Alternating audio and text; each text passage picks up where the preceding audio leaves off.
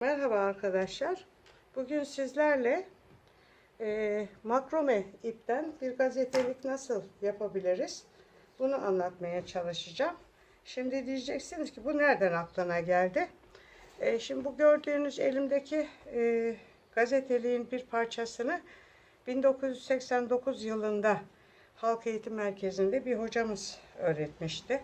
O zaman yapmıştım. Yani 1989 yılından bugüne kadar gayet güzel kullandım. Gazeteliğim şu şekildeydi. Tabi zaman içerisinde bu şekilde hani petrol esaslı olduğu için bu ipler, makromenin bu polyester ipleri zaman içinde kendi kendine şuralardan kırılmaya başladı. Ve değiştirmek icap etti. Bu şu şekildeydi. Göstereyim size. Bu yeni yaptığım ip. İskelet aynı iskeleti kullanacağım. Şu şekildeydi arkadaşlar. Bu şekildeydi. İşte dediğim gibi şuralardan koptu. Buralardan koptu. Öyle olunca ben mecbur kaldım bunu değiştirmeye.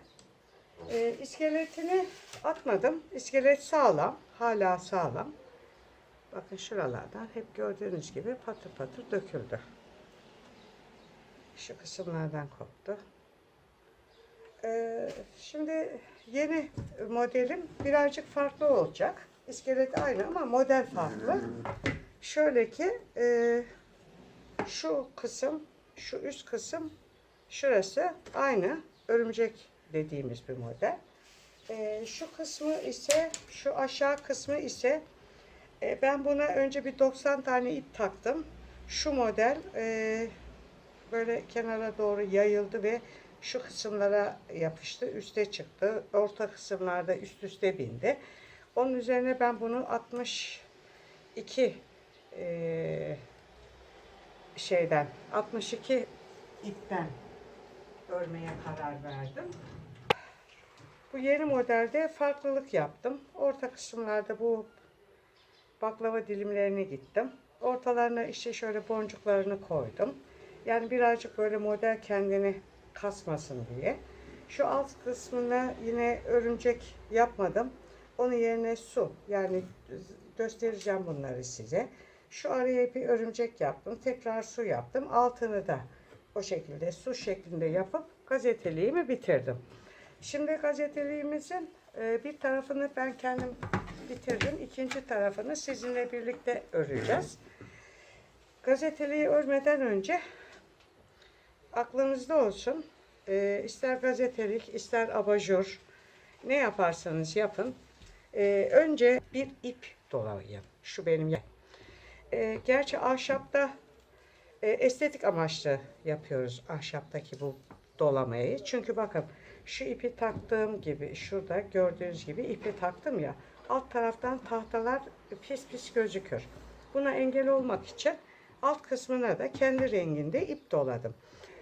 Makromemin bu şekilde, bu zaten her tarafını ben kaplamıştım. Öyle gördüğünüz gibi sarmıştım. Bir tek burası kalmıştı. Onu da sizinle birlikte yapmak için. Şimdi ben bunu bu şekilde başa kadar, yani şuraya kadar saracağım. Daha sonra kesmiş olduğum ipleri takıp işimize devam edeceğiz. Şimdi bunu bu şekilde ben yapıyorum. Şu başa kadar yapacağım. Başa geldiğimde görüşürüz. Evet arkadaşlar, gördüğünüz gibi bu tahtanın üstüne iplerimi doladım. 2.40 ebadında kestiğim iplerimi de taktım. Birkaç tane ipi bıraktım size nasıl takıldığını göstermek amacıyla. Olmazsa şunu da çıkartayım. Ve örmeye başlayacağız. Bunu takarken arkadaşlar şöyle yapıyoruz. İpimizi alıyoruz. Şu şekilde şöyle ortalıyoruz. Ortaladıktan sonra tepeden aşağıya doğru indirip alttan çekiyoruz. Şu şekilde bakın şöyle açıyoruz. Yakalayıp çekiyoruz. Ve sıkıştırıyoruz. Şunlar da biraz gevşek olmuş. Şuraya bir tane daha sıkıştırabilirim. Bu ipleri bu şekilde takmanın iki yolu var. Bir böyle tepeden alarak takabiliriz. Bir de aşağıdan alarak takabiliriz.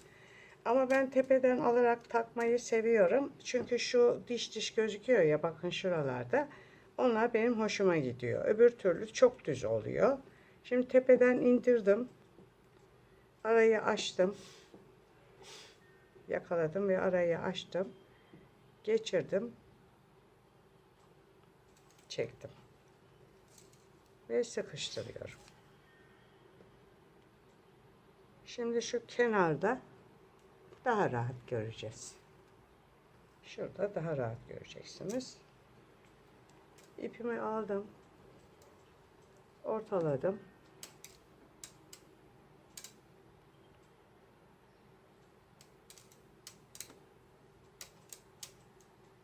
Tepeden aşağıya indiriyorum. Yukarıdan aşağıya doğru. Alttan çekiyorum. İpi düzeltiyorum.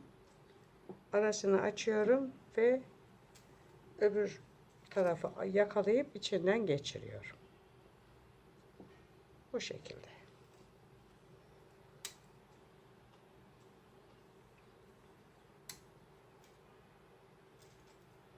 Tepeden aldım. Arasını açtım. İçinden geçirdim.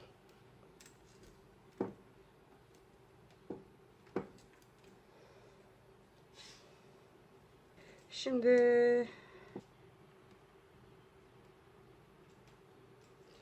en baştaki ipin tekini alıyorum. Tekini. Şunun tek bir tanesini alıyorum ve şöyle düz olarak tutuyorum. Şöyle düz. Ve öbür ipi alıp şöyle önce bir düğüm atıyoruz. Arkadan ikinci düğümü atıp bırakıyoruz. Geldik ikinciye. İkinci takılan ipe geldik. Burada devamlı böyle düzelteceğiz. Polyester olduğu için kayıyor. Şimdi ip, şu ilk baştaki aldığım ip böyle sabit duruyor. İkinci ipin bir tanesini aldım. Bir kere düğüm attım. İkinci düğümle sıkıştırdım. İkinci ipini aldım. Bir kere bir düğüm attım. İkinci de sıkıştırdım. Üçüncü ipi alıyoruz. İpimiz hep böyle düz duruyor. Önce bir düğüm atıyoruz bir tanesiyle. Sonra ikinci düğümle sıkıştırıyoruz. Şu ikinciyi alıyorum. Birinci düğümü atıyorum. İkinci düğümle sıkıştırıyorum. Bakın burada dümdüz bir hat çekiyoruz. Şimdi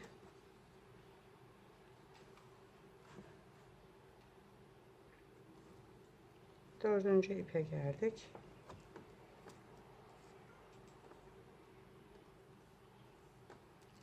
Bir tanesini alıyorum. Bir tane düğüm atıyorum. İkinci düğümle sıkıştırıyorum. İkinciyi aldım. Bir düğüm attım. İkinciyle sıkıştırdım. Beşinci ipimizi alıyoruz.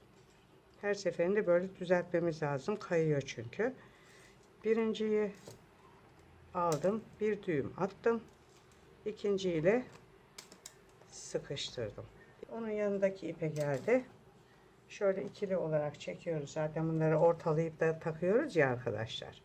Şimdi ortalayıp taktığımızın ilk bir tanesini aldım. Bir düğüm attım. İkinci düğümle sıkıştırdım. İkinci ipi aldım. Bir düğümle bir düğüm attım.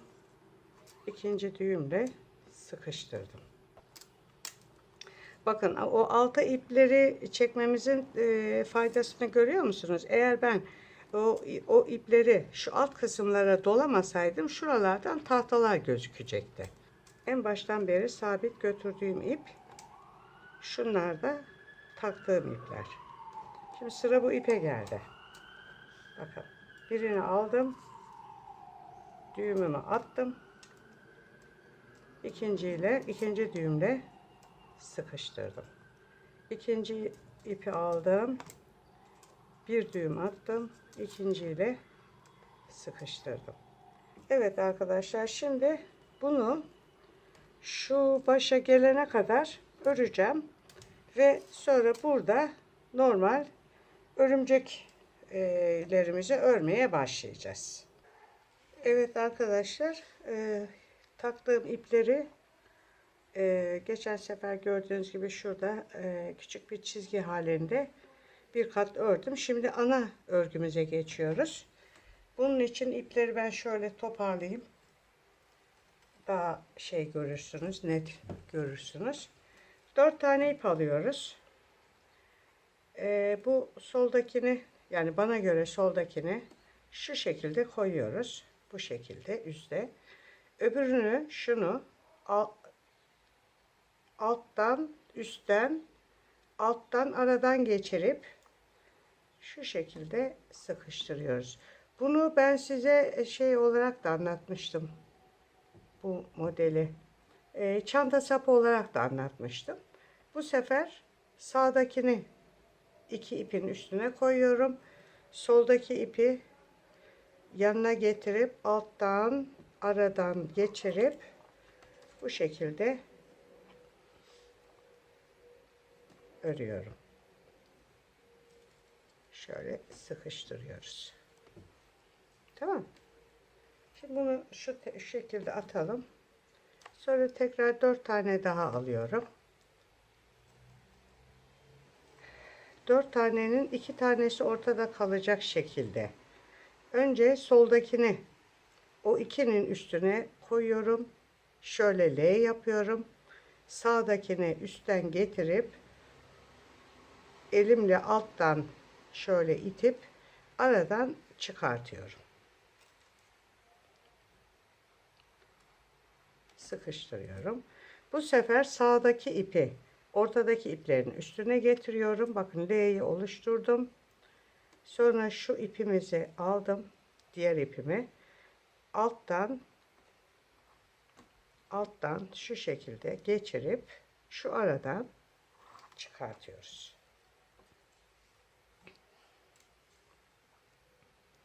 Buna örümcek örgü diyorlar.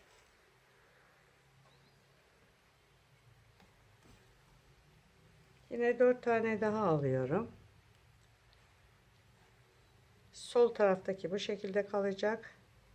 Öbürü üstten, alttan bu şekilde sıkıştıracağız. Yine öbürünü L yapıyoruz veya D harfi yapıyoruz. Şu aradan orta parmağımın yardımıyla araya sokuyorum ve şu şekilde böyle çıkartıyoruz. Şimdi bu sırayı birlikte örelim. Şimdi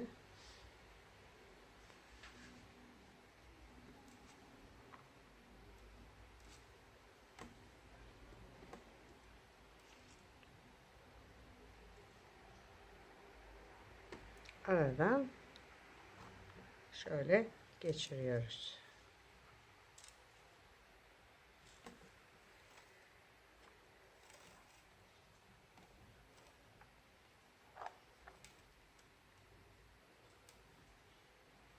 İki tanesini alıyoruz. Soldakiyle D yapıp sağdakini üstten, alttan, aradan geçirip ipi şöyle yukarıya sıkıştırıyoruz. Sağdaki ipi D yapıyoruz veya L yapıyoruz. Orta parmağımın yardımıyla bunu alıyorum, alttan böyle aradan geçiriyorum. Her seferinde kameraya da elim değiyor ve görüntü yine güzel.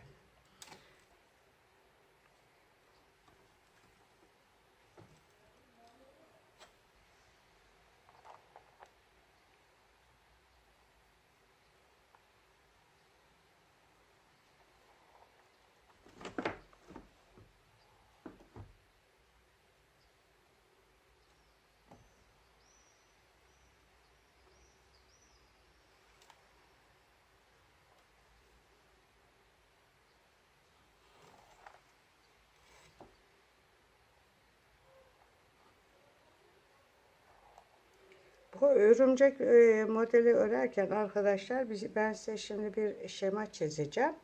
Orada da izah edeceğim. İlk birinci sırada mesela en baştan 4 tane ipi alıp ta öbür başa kadar aynı şekilde 4 ip 4 ip 4 ip şeklinde devam edeceksiniz. Ama ikinci sıraya geldiğimizde ikinci sırada baştan 2 tane ipi bırakıp ondan sonra 4 tane ip alarak örmeye devam edeceksiniz. Yani iki şeyin ne diyeyim, iki örümceğin arasına bir örümcek gelecek şekilde olacak. Mesela üçüncüde yine aynı şekilde 4 tane ip alarak üçüncü sırada örmeye devam edeceksiniz. Şöyle izah edeyim size. Şimdi şu şekilde izah edeyim. Mesela şöyle diyelim. Şu birinci sıramız. Buradan başlıyorsunuz. 4, 4, 4, 4 şeklinde gidiyoruz. Tamam mı? Burayı tamamen başa kadar 4, 4 gidiyoruz. Şu başa kadar. Şöyle yapayım. Şöyle, şöyle, şöyle, şöyle geldik. Şimdi ikinci sıraya geldiğimizde şurada 2 tane ipi bırakacağız. Şuradan itibaren ikinci sırada içeriden. Yani 2 ipi içeriden devam edeceğiz. Şöyle. Böyle gidilecek. Üçüncü sırada tekrar buradan başlanacak. Şuradan. Yani şöyle oluyor. Görüyor musunuz? Şu şekilde. Bu şekilde olacak. Şöyle. Şimdi bunu yaptıkça ben size göstereceğim. Şöyle. Birinci sırayı bir bitirelim. Ondan sonra ikinci ve üçüncü sıraları baş taraflarda gösteririm size. Zaten siz onun mantığını bir iki örmeden sonra anlarsınız.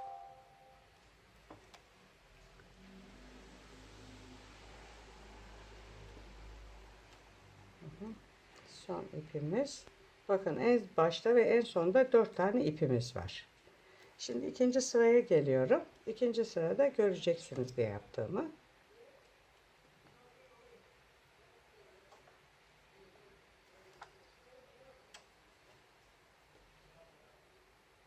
Tamam. Şimdi gördüğünüz gibi arkadaşlar boydan boya önce bir ipi düzeltelim şöyle karışmadan. Onu bu tarafa koyayım. Şimdi bakın. İkinci sıradayız. İkinci sırada önce şu 2 tane ipi ayırıyoruz kenara. Örmeyeceğiz onu. Çünkü iki motifin bakın şu motifle şunun arasında olacak motifim. Onun içinde birinci motifle birinci örümcekle ikinci örümceğin ikişer tane ipini alıyorum. 2 bundan, 2 bundan alıyorum. Ve yine aynı şekilde örümceğimi örüyorum. L'mi yaptım. Parmağımın yardımıyla öbür ipi aradan çıkarıp yukarıya sıkıştırdım. Yine aynı şekilde bu tarafı yaptım.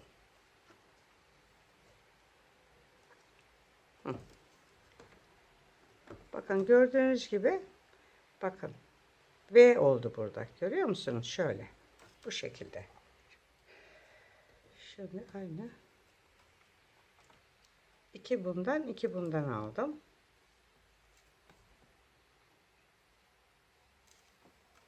İkinci sırayı örüyoruz.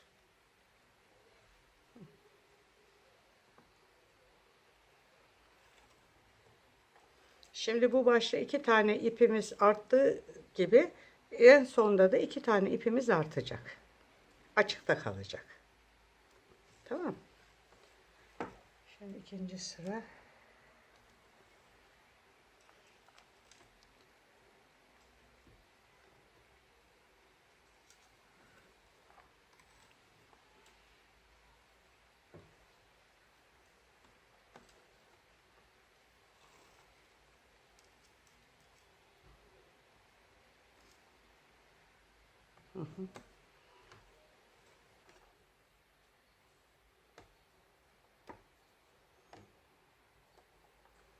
İkinci sırada biliyorsunuz bu sırada başta 2 tane ipi boşta bırakıp ondan sonra gelen 4 taneyi alarak örmeye başlamıştım. Şimdi bakın sona geldiğimizde de 2 tane ipimiz artacak. Boşta kalacak. Oradan da zaten anlarsınız. Bakın 2 tane boşta kaldı. Bakın görüyor musunuz? Bu açıkta kaldı. Yani o da içeriden başladığımızın sebebi. Hani bir içeriden bir dışarıdan, bir içeriden bir dışarıdan dedik ya, onun için. Şimdi ikinci sırada bitti.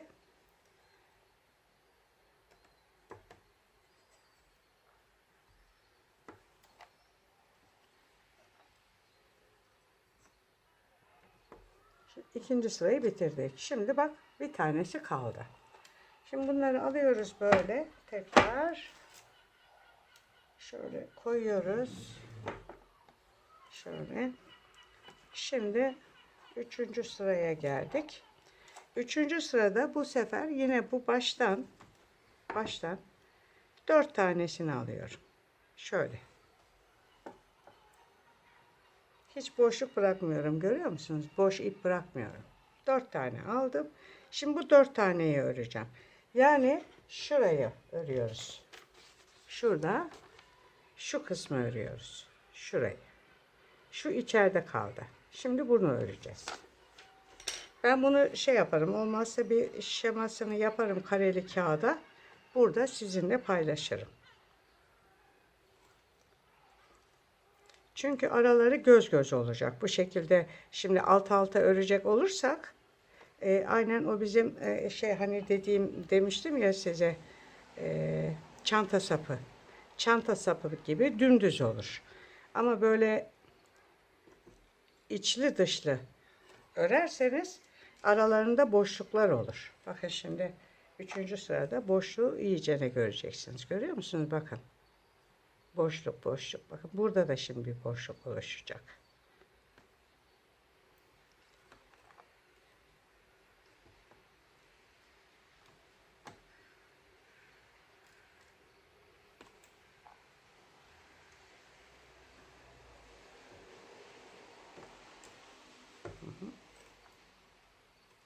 Şimdi 4 tane alıyoruz.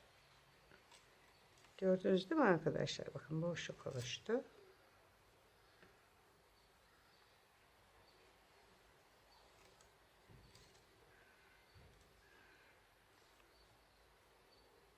Dördüncü sırada da yine içeriden başlayacağız. Yani 2 tane ipi dışarıda bırakacağız. Ondan sonra gelen 4 ipi alarak örmeye başlayacağız. En baştan 4 tane ip alarak birinci sırayı bitirdim. İkinci sıraya geldiğimde 2 tane ip bıraktım. Şurada. Ve 4 tane devamında gelen 4 tane ipi alarak örmeye devam ettim. Üçüncü sırada yine en baştan 4 tane alarak örmeye devam ettim sonuna kadar. Dördüncü sırada yine 2 tane bıraktım ve sonuna kadar örmeye devam ettim. Bu şekilde ta ben 13. sıraya kadar geldim. 13. sırada yine en başa geldik. Yani en baştan 4 tane alarak örmeye devam edeceğim. Aklınızda olsun bu şema yani örümcek modeli örerken gideceğiniz yol bu. Bakın hep böyle bu şekilde, şu şekilde, şöyle baklava şeklinde gider bu. Bu şekilde sonunda. Şimdi ben 13. sıraya geldim. 13. sırada yine en baştan ben 2 tane aldım. Pardon 4 tane aldım. Yine örmeye devam ediyorum.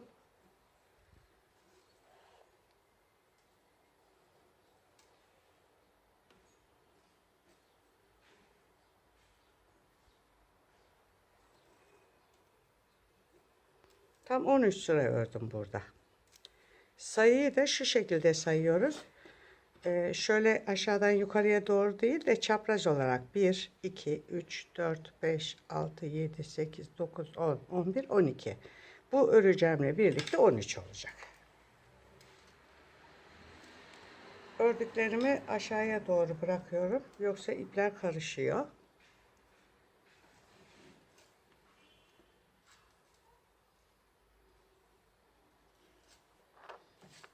Şimdi bunu başa kadar devam edeceğiz. Başta bitireceğiz.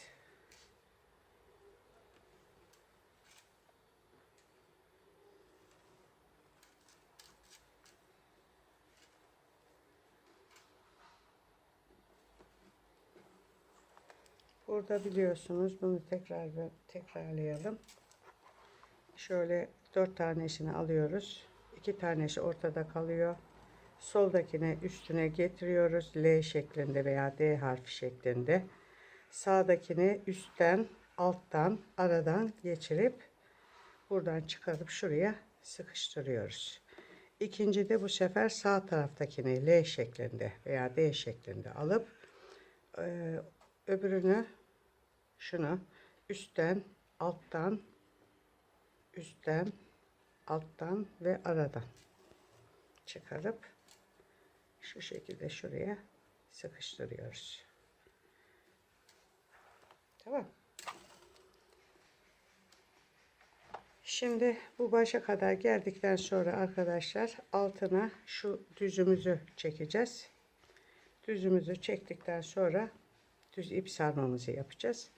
Onu yaptıktan sonra modelimize, yani ana modele başlayacağız.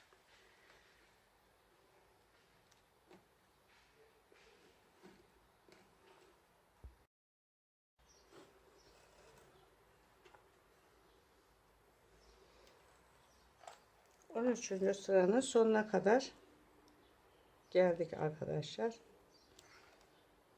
Yani 13. sırada bitmek üzere.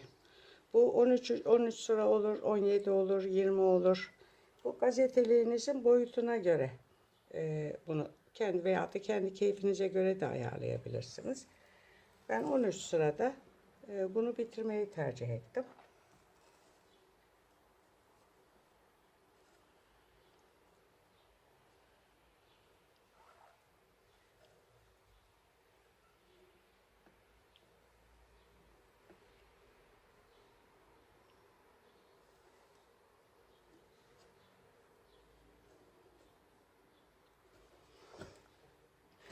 Bakın şu şemada size daha önce de söylediğim gibi hani birinci sırada en başta başlıyoruz. İkinci sırada 2 tane boş bırakıyoruz. Öyle başlıyoruz.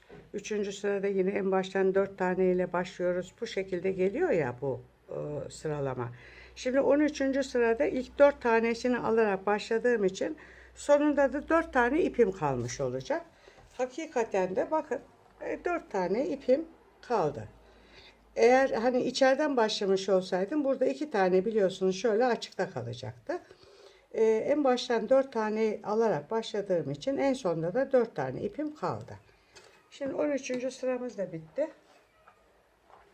Arkadaşlar artık şuradaki gibi düz ip çekeceğiz. Bunun için ne yapıyorduk? En baştan ipimizi alıyoruz. Şöyle düz olarak şu şekilde tutup başlıyoruz sarmaya. Önce bir tanesini, ilkini yanındakine aldım. Bir düğümledim. İkinciyle sıkıştırdım. İkinci ipi aldım. Bunu alırken dikkat edin, araya kaçabilir. Bakın mesela tamam, burada tam aldım. Bu şekilde şöyle gideceğiz. İkinci örümcekte bir tane aldım. İkinciyi de sıkıştırdım. Bir düğüm attım.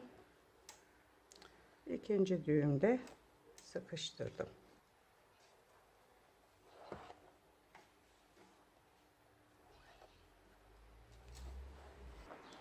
Şimdi şu ipi alacağız.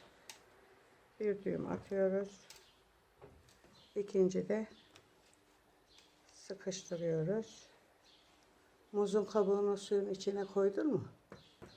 Ölmek üzere olan çiçeklerin canlanmasını istiyorsanız muzu yedikten sonra kabuğunu bir suyun içine koyun. Bu ek bir bilgi olsun makromenin içinde. Sonra o suyla çiçeklerinizi sulayın. İnanın ölen çiçekleriniz bile canlanıyor. Yani bu da bir ara bilgi olsun. Şu anda karşımda bir muz yiyen oldu da hani kabuğunu çöpe atma babında uyarırken Sizinle de bu bilgiyi paylaşmak istedim.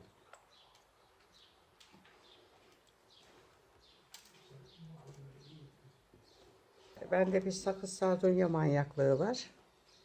Elimden gelse her tarafa doldururum ama evin içinde değil. Tabii ben balkonda yapıyorum. Evde hayvanlarım olduğu için onlar pek rahat vermiyor. Çiçeklerin topraklarını karıştırıyorlar. Bazı renkler var. Hakikaten çok güzel renklerim var. Onların öldükleri zaman kendimi ölüyormuş gibi hissediyorum. Öyle can çekişmekte olan bir tane sardunyamı, sakızımı o şekilde kurtardım bu muzun sayesinde. Muz kabuğunun sayesinde.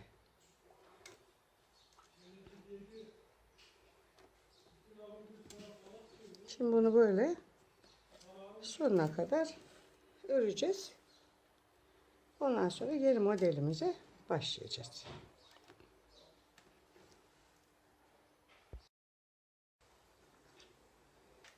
Şimdi şu modelin aynısını yapacağız bu tarafa da arkadaşlar. Şuraya kadar olan kısımları herhalde bir video alır bu kısım. Yine duruma bakacağım. Şimdi artık burayı yapmaya geleceğiz. Burayı önce 4 tane ip ayıracağız. 4 iple birlikte şunu yapacağız. Bunlar aslında sırayla yapılır. Önce ama ben şimdi şöyle yaptım. Mesafe geniş dar olduğu için önce bunları bitirdim. Şöyle. Ondan sonra araları yaptım.